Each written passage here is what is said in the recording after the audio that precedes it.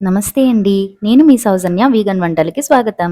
ఈరోజు వీడియోలో చాలా సింపుల్‌గా అయిపోయే స్వీట్ రెసిపీని మీకు చూపించబోతున్నాను. అర లీటర్ పాలు, అరగంట సమయం ఉంటే అద్భుతంగా నోట్లో వెన్నలా కరిగిపోయే ఈ స్వీట్ మీ సొంతం. ఈ ఉగాదికి ఈ సింపుల్ స్వీట్‌ని ఎలా చేయాలో చూసేద్దాం. ముందుగా మీ అందరికీ ఉగాది శుభాకాంక్షలు.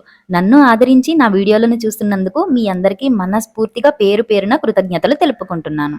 మరిక లేట్ చేయకుండా లెట్స్ స్టార్ట్. ముందుగా స్టవ్ వెలిగించకుండా ఒక పాన్ తీసుకొని స్టవ్ మీద పెట్టండి. అందులో కాచి చల్లార్చిన అర లీటర్ పాలని పొయ్యండి. పాలని ఫుల్ క్రీమ్ మిల్క్ తీసుకోండి. అలాగే మీగడతో సహా వేసుకోండి. అప్పుడే టేస్ట్ చాలా బాగుంటుంది. మనం తీసుకునే కడాయి కొద్దిగా వెడల్పుగా అలాగే లోతుగా కూడా ఉండేలా చూసుకోండి.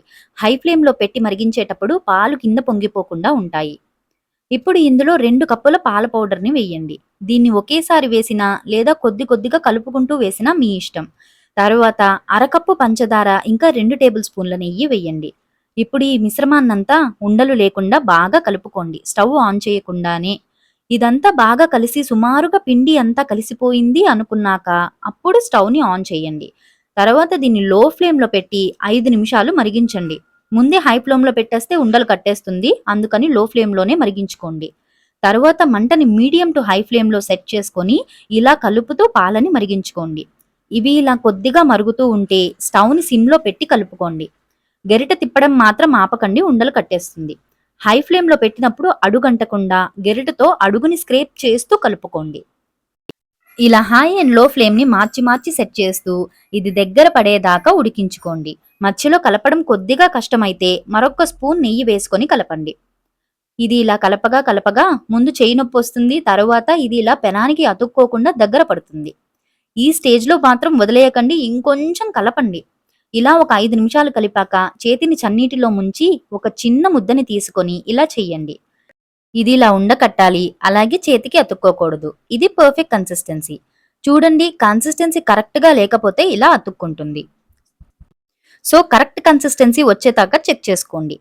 తరువాత స్టవ్ ఆపేసి ఒక 5 నిమిషాలు గరిటెతో దీన్ని ఇలా నీట్ చేస్తూ ఉండండి. దీన్ని చల్లారనిచ్చి ఒక గిన్నెలోకి తీసుకోండి. ఇది ఇలా పూర్తిగా చల్లారాక చేతికి నెయ్యి రాసుకొని ఒక గుంట చెంచా సాయంతో కొద్దిగా మిక్స్చర్ని తీసుకొని చేతుల మధ్యలో వేసి నలపండి. ఇలాంటి స్పూన్ తీసుకోవడం వల్ల అన్నీ ఒకే సైజులో వస్తాయి. తరువాత దీన్ని గులాబ్ జామ్ ప్రిపేర్ చేసినప్పుడు క్రాక్స్ లేకుండా ఎలా చేసుకుంటామో అలా ఉండలుగా చేసుకోండి. అప్పుడు క్రంబుల్నెస్ పోయి సాఫ్ట్గా వస్తుంది. తరువాత దీన్ని ఇలా నొక్కి షేప్ చేసుకొని మధ్యలో బాదం పప్పుతో గార్నిష్ చేసుకోండి. ఇలాగే మొత్తం పిండిని రెడీ చేసుకోండి. అంతే, నోట్లో వెన్నలా కరిగిపోయే రుచికరమైన పాలకోవా రెడీ. తిప్పి చెయ్యి నొప్పి తప్ప ప్రాసెస్ మాత్రం చాలా సింపుల్ అండి. మరి ఇంత టేస్టీ స్వీట్ రావాలంటే ఆ మాత్రం కష్టపడాలి కదా. చూడండి ఎంత పర్ఫెక్ట్ కన్సిస్టెన్సీలో వచ్చాయో. ఇవి పూర్తిగా చల్లారితే మరింత గట్టి పడతాయి. మనం చిన్నప్పుడు తిన్న కోవా బిళ్ళల్లా ఉంటాయి. 90s కిడ్స్ అయితే బాగా రిలేట్ చేసుకోగలరు. మరి ఈ ఉగాదికి ఈ టేస్టీ స్వీట్ని మీరు ప్రిపేర్ చేసి మీకు ఎలా వచ్చిందో కింద కామెంట్ సెక్షన్లో నాతో పంచుకోండి. ఈ వీడియో కనుక మీకు నచ్చితే తప్పకుండా లైక్ చేయండి, ఇంకా షేర్ చేయండి. అలాగే మర్చిపోకుండా వీగన్ వంటలు ఛానల్ని సబ్స్క్రైబ్ చేసుకొని నన్ను సపోర్ట్ చేయండి ప్లీజ్.